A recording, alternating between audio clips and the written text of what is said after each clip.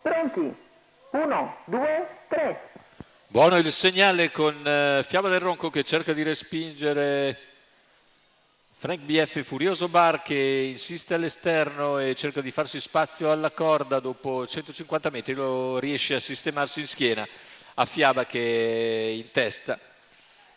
Quindi Fiaba del Ronco e Furioso Bar, i due più attesi, sono subito primo e secondo dopo la giravolta con i nastri. In terza posizione invece Frank BF, che precede il resto dei concorrenti, cappeggiato da Fangio Cor, poi Fahrenheit Griff e quindi Firefox dei Giovi, che chiude il sestetto. Intanto 37 per i 400 iniziali, con in vantaggio Fiaba del Ronco. In seconda posizione a un paio di lunghezze si mantiene Furioso Bar davanti a Frank BF, quindi Fangio Cor, Fahrenheit Griff e Firefox dei Giovi nelle posizioni acquisite dopo la partenza con i nastri. Se ne vanno i primi 800 metri di gara, con leader sempre Fiaba del Ronco. Nella scia c'è Furioso Bar, in terza posizione Frank BF. Il sestetto non cambia fisionomia neppure all'altezza del chilometro che viene percorso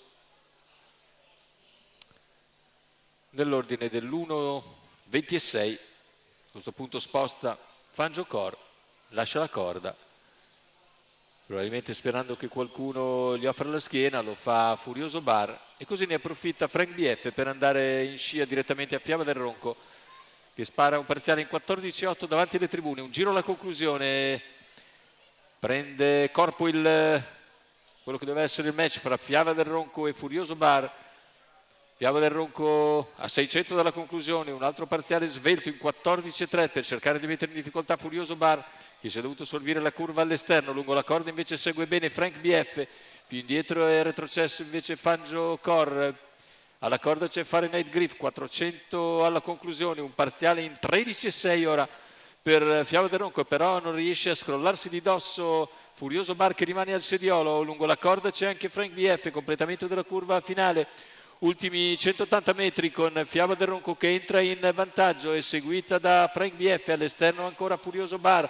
Fiaba del Ronco però ha margine sufficiente per controllare e anzi allungare ancora e vincere comodamente nei confronti dello stesso Furioso Bar, che è secondo su Frank BF.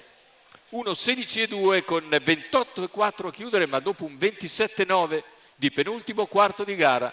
Davvero molto molto sollecito questo mezzo miglio conclusivo, con Fiaba del Ronco che vince senza muovere un orecchio, facile facile, nelle mani di Marco Stefani, per conto di Mauro Baroncini e del signor Antonio Serena Monghini.